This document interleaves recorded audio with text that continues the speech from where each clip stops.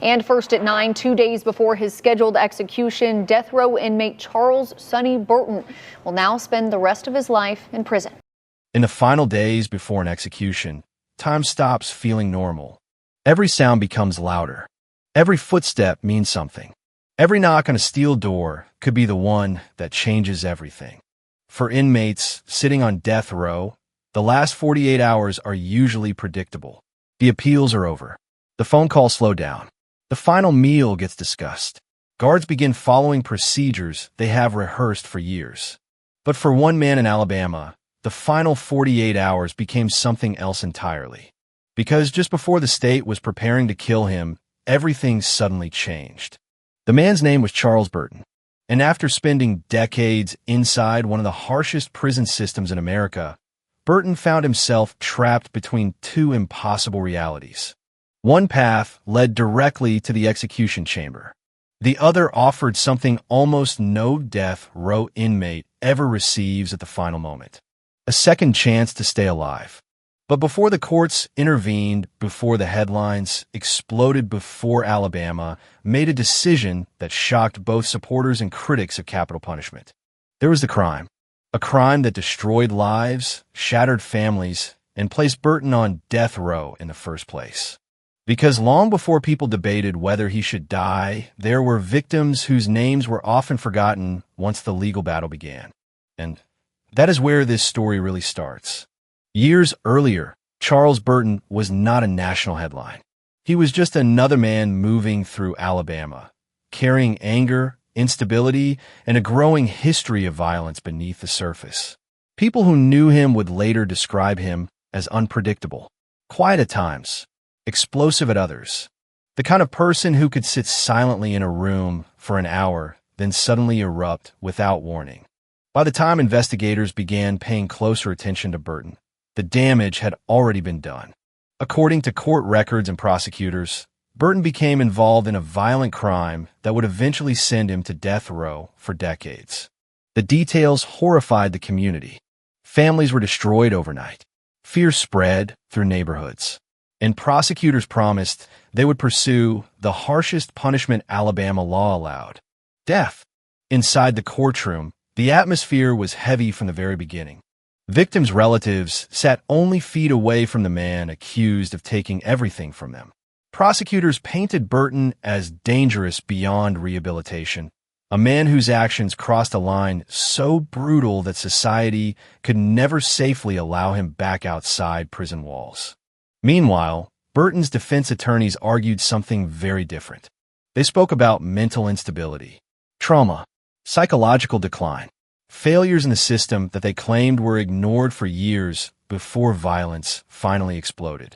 But in death penalty trials, emotions often overpower nuance, especially when the crime itself is severe enough to leave jurors emotionally devastated. And when the verdict finally arrived, Charles Burton's future was sealed. Guilty. Then came the second phase: the punishment. In many death penalty cases, this stage becomes just as emotional as the trial itself. Jurors are asked to answer a terrifying question: does this person deserve to die for what they did? For Burton, the answer became yes. The judge formally sentenced him to death. And from that moment forward, the clock began ticking.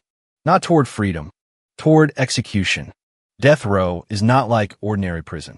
It is slower, colder, more isolated. Some inmates spend decades there waiting for appeals that may never succeed. Many begin to psychologically collapse long before their execution date ever arrives. And over the years, Charles Burton became one of those men aging inside a concrete cage while the outside world moved on without him. Birthdays disappeared. Presidents changed. Entire generations grew older.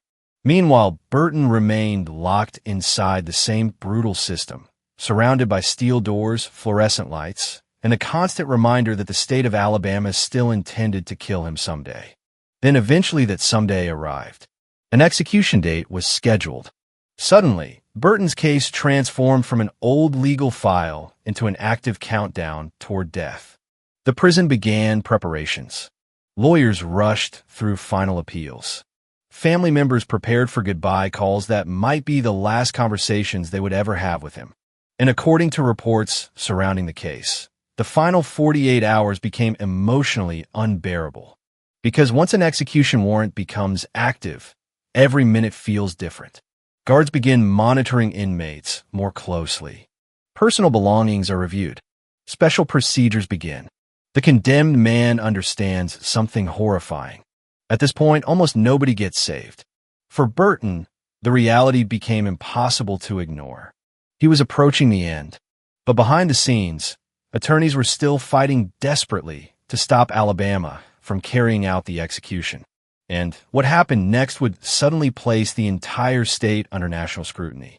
Because less than 2 days before Charles Burton was supposed to die, everything changed.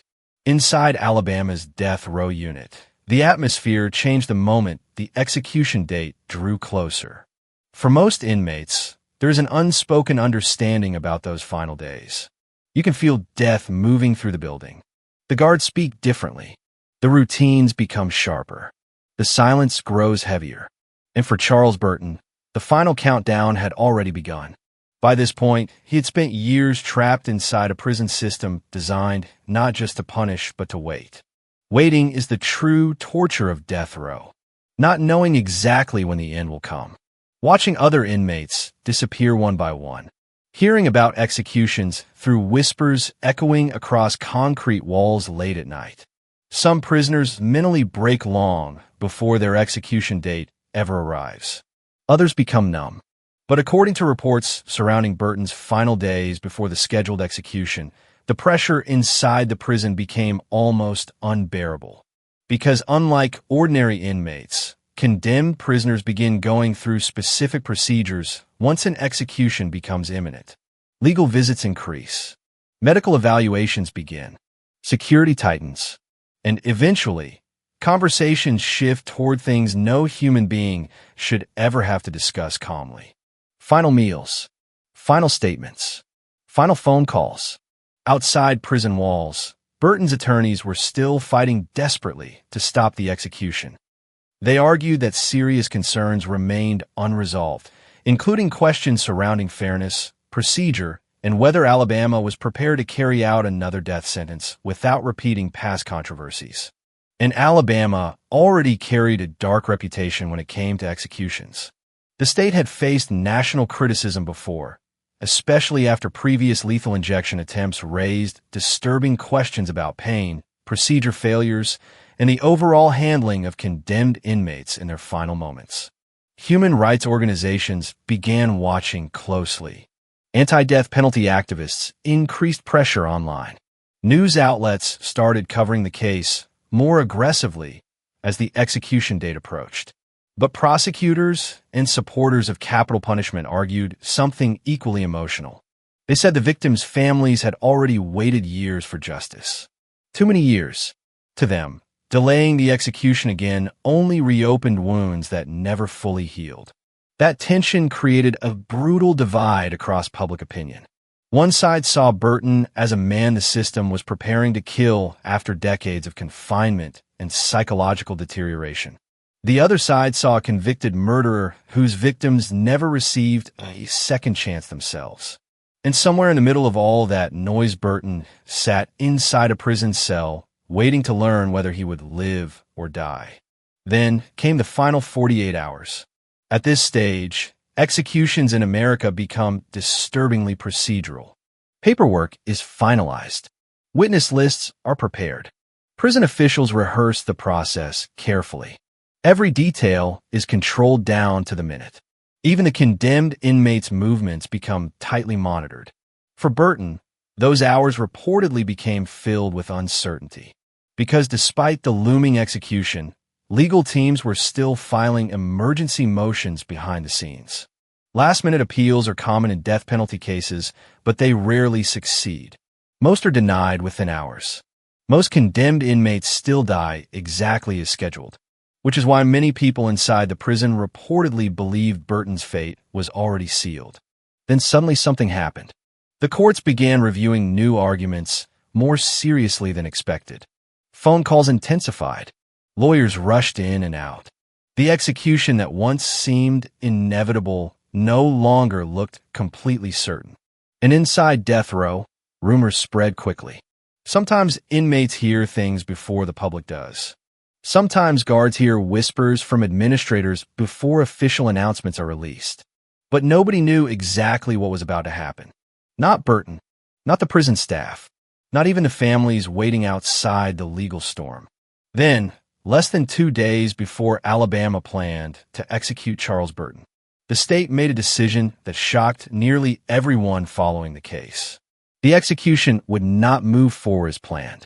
For one unbelievable moment, after years on death row and only hours away from death, Burton was suddenly pulled back from the edge. But the decision created outrage almost immediately.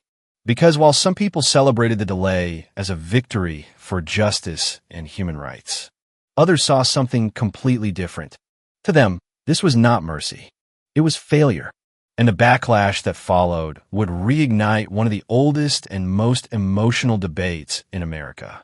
Who truly deserves to die, and can the system ever be trusted to make that decision fairly? When news spread that Alabama would not execute Charles Burton as scheduled, reactions exploded almost instantly.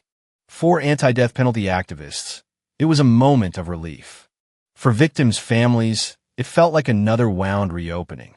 And for people inside the prison system itself, the decision created confusion, frustration, and tension that few outsiders ever fully understand. Because executions are not simple events. Entire systems are activated around them. Security teams prepare for days. Medical personnel are assigned. Witness protocols are organized. Legal departments coordinate minute by minute. Then suddenly, after all of that preparation, the execution stopped less than 48 hours before it was supposed to happen. And once that happened, the bigger questions began. Why did Alabama pull back? What changed at the final moment?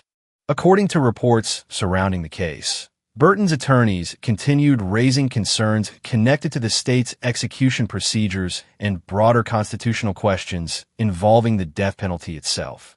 Those concerns became even more serious because Alabama's execution history had already come under intense scrutiny in recent years.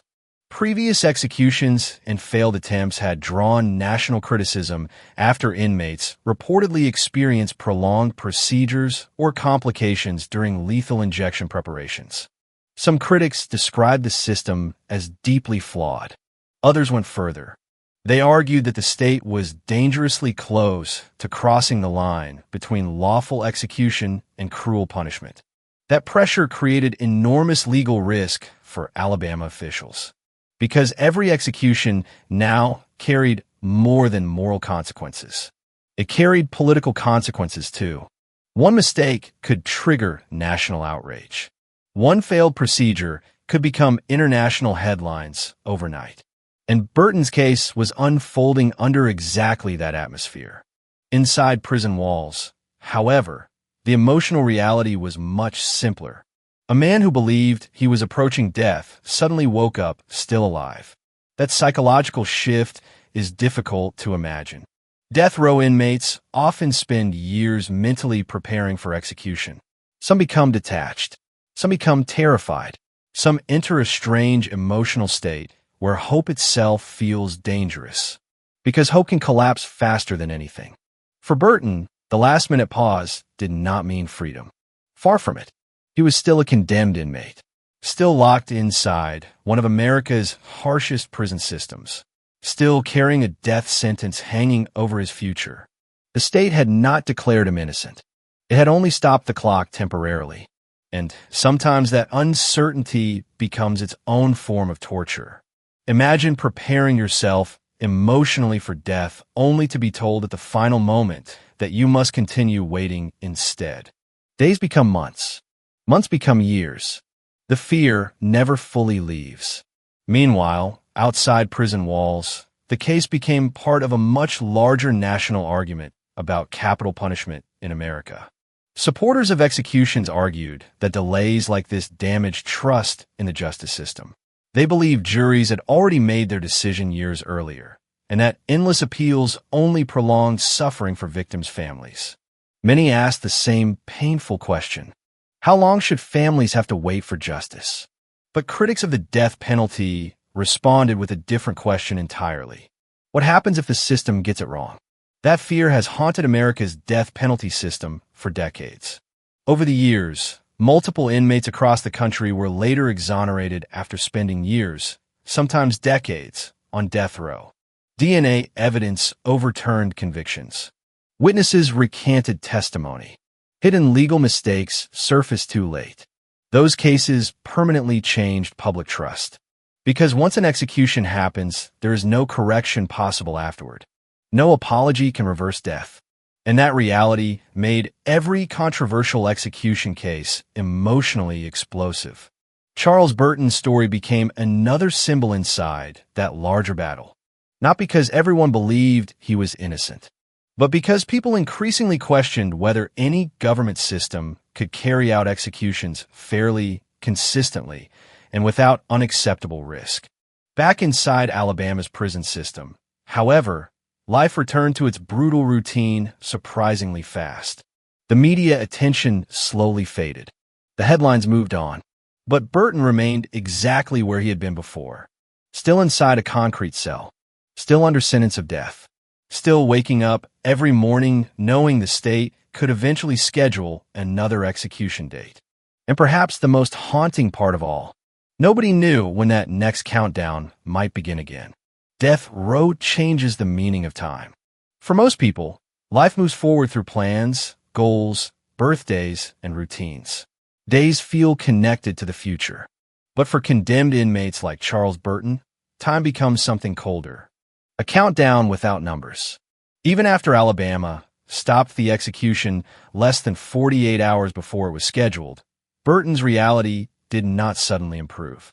He was still trapped in the same prison, still surrounded by steel doors and concrete walls, still waking up under a sentence of death every single morning. The only difference now was uncertainty. And uncertainty can become its own psychological punishment. Because once an inmate survives a scheduled execution, life inside prison changes in strange ways. Some prisoners describe feeling temporary relief. Others describe something darker, a numbness, as if the mind no longer knows how to process survival after preparing emotionally for death. Former corrections officers have spoken before about inmates who became completely different people after last-minute stays of execution. Some stopped speaking for days. Some isolated themselves even further. Others developed severe anxiety once they realized the state could simply choose another date later. That fear never fully disappears. At any moment, another warrant could arrive. Another countdown could begin. And Alabama's prison system had already shown Burton exactly how close death could come. Outside the prison, debate surrounding the case continued growing. News coverage shifted beyond Burton himself and focused more broadly on Alabama's death penalty system. Critics pointed toward previous execution controversies and questioned whether the state should continue carrying out lethal injections at all. Some legal experts argued the system had become dangerously unreliable. Others insisted the delays only proved the appeals process was working exactly as intended. That divide reflects a larger national struggle across the United States. The death penalty remains one of the most emotionally divisive punishments in modern society. To supporters, execution represents accountability for the worst crimes imaginable. To opponents, it represents irreversible state violence vulnerable to mistakes, bias, and human failure. In cases like Burton's force both sides to confront uncomfortable questions. If someone commits a horrific crime, does society gain justice by taking another life? Or does execution simply create more death without truly healing anyone? Inside courtrooms, those debates sound legal and political. Inside victims' families, however, they become deeply personal. Because while media attention focused heavily on Burton's survival, many people close to the victims reportedly felt forgotten once again. That happens often in death penalty cases. The legal system becomes consumed by arguments surrounding the condemned inmate, while the people left grieving continue carrying trauma quietly in the background. For them, the halted execution was not a philosophical debate. It was another painful delay in a nightmare that had already lasted years. And that emotional collision makes cases like this impossible to simplify into heroes and villains. Because there are no clean endings in stories like these. Only damaged people on every side. Meanwhile, Burton's attorneys continued fighting to keep him alive permanently. They argued that the circumstances surrounding the halted execution revealed broader problems within Alabama's capital punishment system. Some advocacy groups even pointed to the emotional cruelty involved in bringing inmates within hours of death before abruptly stopping the process. Psychologists have sometimes referred to this phenomenon as a form of execution trauma. The mental damage caused by preparing someone to die, then forcing them back into indefinite waiting afterward. For inmates already isolated for decades, that emotional whiplash can be devastating. And yet, despite all the headlines and legal arguments, prison life itself remained brutally ordinary. Lights still turned on every morning. Meals still arrived through narrow openings and steel doors. Guards still walked the same silent corridors. And Charles Burton still sat inside a small concrete cell, wondering whether the state of Alabama would eventually come back for him again. Because surviving one execution date does not erase a death sentence. Sometimes it only postpones it. And somewhere deep inside that prison system, everyone understood the same terrifying truth. The story was not really over. There's something psychologically terrifying about living under a death sentence for years. Not days, not months, years, sometimes decades. For Charles Burton, the halted execution did not erase that burden. It simply forced him to continue carrying it. Every condemned inmate develops survival routines. Some read constantly. Some pray. Some stop speaking to almost everyone.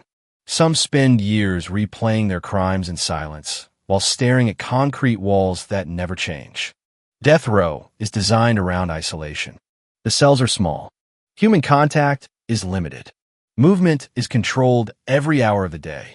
And over time, the environment begins changing people psychologically.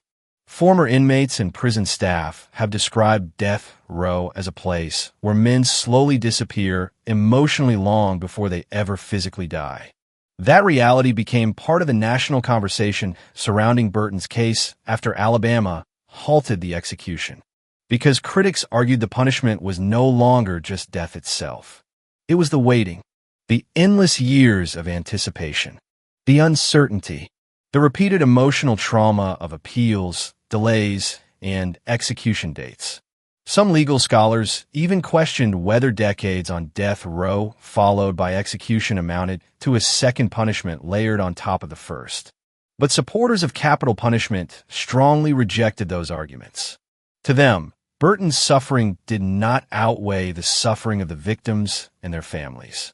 Not even close. They argued that the real tragedy began the moment innocent lives were taken, not when the man convicted of the crime faced consequences afterward. And emotionally, many Americans agreed with that view. Because certain crimes feel so brutal that people instinctively believe the harshest punishment possible is justified. That emotional instinct has fueled support for the death penalty in America for generations, especially in cases involving violence severe enough to traumatize entire communities. Yet even among supporters of executions, discomfort surrounding Alabama's handling of death row cases continued growing. The state had already faced scrutiny over previous execution procedures, and Burton's case only intensified those concerns. Questions emerged about preparedness, about procedure, about whether officials could guarantee executions would occur without unnecessary suffering or constitutional violations. And every new controversy slowly pushed the national debate into darker territory. Not just whether executions were morally right, but whether governments could even carry them out competently anymore. Meanwhile, Burton remained largely silent publicly as the legal battle continued unfolding around him. That silence created its own strange effect. The media projected different images onto him, depending on perspective. To some, he became a symbol of a broken death penalty system. To others, he remained exactly what the courts had declared years earlier: a convicted killer who escaped execution only because of legal intervention at the final moment. And somewhere between those narratives existed a more uncomfortable reality. A human being sitting alone in a prison cell after preparing himself mentally to die. That experience is almost impossible for ordinary people to fully understand. Imagine believing your life will officially end in less than 48 hours. Imagine saying goodbye to people you love. Imagine preparing final words. Then suddenly the execution stops. But not permanently, just long enough for uncertainty to begin all over again. Some former death row inmates who later received stays of execution described the experience as emotionally disorienting beyond words. One moment you're preparing for death. The next moment you're forced to continue living inside the exact same nightmare. No freedom, no closure, just waiting again. And perhaps that is what makes death row stories so haunting. There are rarely satisfying endings. Even survival can feel tragic. Because by the time legal battles stretch across decades, everyone involved has already been damaged in some way. Victims' families, prison staff, attorneys, and sometimes even the condemned inmates themselves. As the headlines surrounding Charles Burton slowly faded from national attention, Alabama's prison system returned to normal operations. The media moved on to newer crimes, newer executions, newer controversies. But Burton remained behind bars under the same sentence that almost ended his life only days earlier. Still waiting, still uncertain, still living with the terrifying knowledge that someday another execution warrant could arrive at his cell door again. Eventually, every death row story fades from the news. The cameras leave. The articles stop updating. The public moves on to the next crime, the next trial, the next controversy. But prison does not stop when headlines disappear. For Charles Burton, life after the halted execution became something strangely invisible. The nation briefly watched him come within 48 hours of death. Then suddenly almost everyone stopped paying attention. That is one of the darkest realities of death row in America. Public attention arrives in waves. A scheduled execution becomes major news for a few days. Politicians make statements. Activists protest. Families relive trauma publicly. Legal experts debate constitutional questions on television. Then the cycle ends. But the people trapped inside the system remain there long after the outrage fades. Burton's case continued lingering quietly through the courts while Alabama faced growing pressure over its execution procedures. Critics argued the state's death penalty system had become increasingly unstable. Supporters argued the exact opposite. To them, repeated delays represented weakness, proof that the justice system was allowing endless appeals to override jury verdicts and prolong suffering for victims' families. That disagreement reflects a painful truth about capital punishment. There's almost never universal closure. No matter what happens, somebody leaves feeling justice failed. If the execution moves forward, opponents see state-sanctioned killing. If the execution stops, supporters see denied justice. And caught in the center of that divide are real human beings whose lives were permanently shattered long before the public debate even began. The victims' families continued carrying their grief privately. That grief rarely disappears simply because years pass. Birthdays still hurt. Holidays still feel incomplete. Old memories still return unexpectedly. Meanwhile, Burton continued aging inside a prison cell, where every year probably felt both painfully slow and strangely meaningless at the same time. Death row creates that effect. The outside world keeps evolving while inmates remain frozen in place. Technology changes. Cities grow. Entire cultural eras come and go. But inside maximum security prison walls, life barely moves at all. Some inmates spend so many years there that they begin losing connection to ordinary reality itself. Simple things like restaurants, smartphones, social media, or modern daily routines become unfamiliar concepts. And psychologically, long-term isolation changes people in ways researchers still struggle fully to measure. Some prisoners deteriorate emotionally. Others become eerily calm. Some cling desperately to religion, structure, or legal hope because without those things, the weight of waiting becomes unbearable.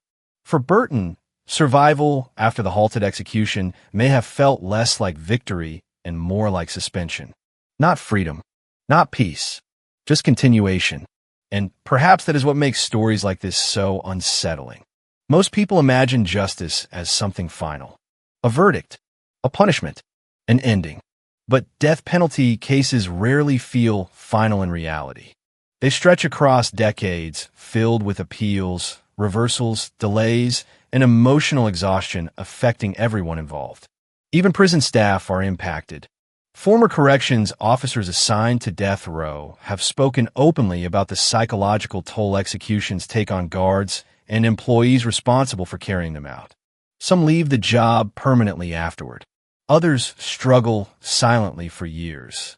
Because despite official procedures and legal paperwork, executions still force ordinary human beings to participate in another person's death.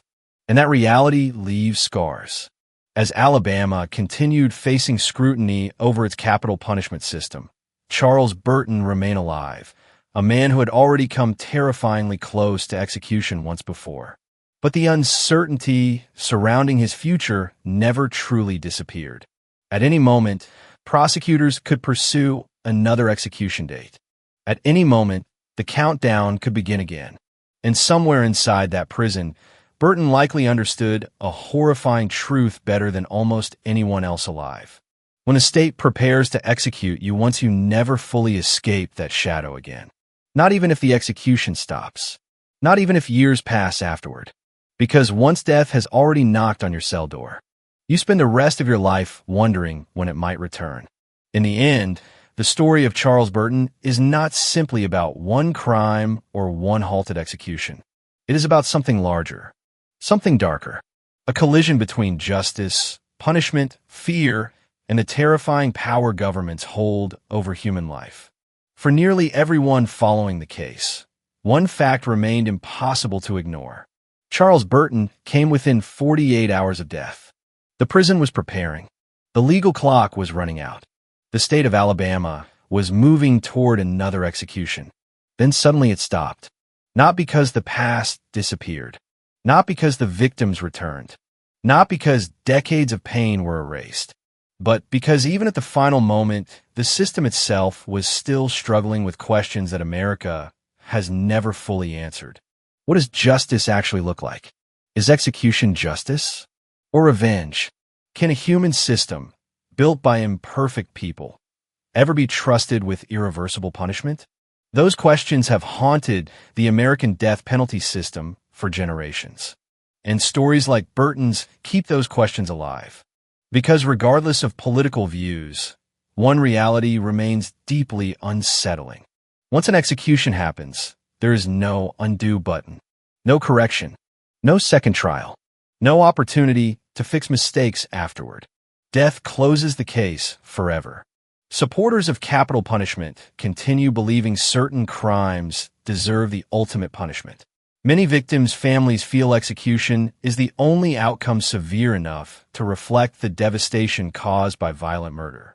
And emotionally, that belief is understandable. Some crimes leave behind pain so enormous that ordinary punishment feels insufficient. But opponents argue something equally powerful. They believe governments should never possess the authority to deliberately end human life, especially within systems vulnerable to error, politics, inequality, and procedural failure. Burton's near execution became another chapter inside that larger national argument. Not because everyone agreed he deserved mercy, but because his case forced people to confront how fragile the line between life and death can become once the state takes control of it. One court order, one delayed ruling, one procedural concern, Those tiny moments can decide whether a human being lives or dies. And perhaps the most haunting part of all is this.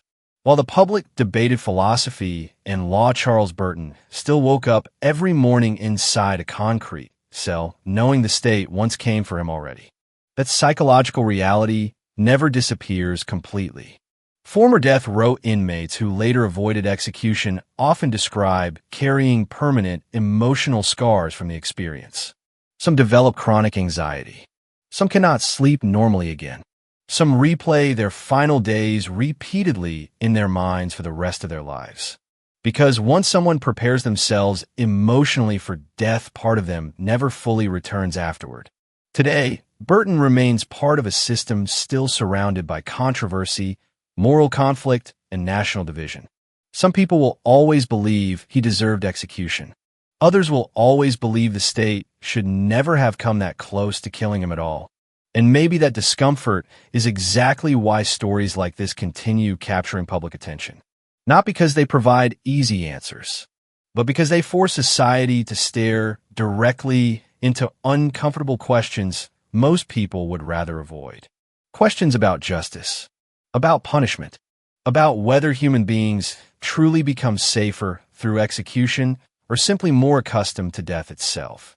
In the end, Charles Burton became something rare in the modern American death penalty system. A man who walked to the edge of state execution and then stepped back from it only hours before the end. But survival does not always mean freedom. Sometimes survival only means continuing to live beneath the shadow of what almost happened. And somewhere tonight inside Alabama's prison system, behind concrete walls and steel doors, that shadow is still waiting silently beside him.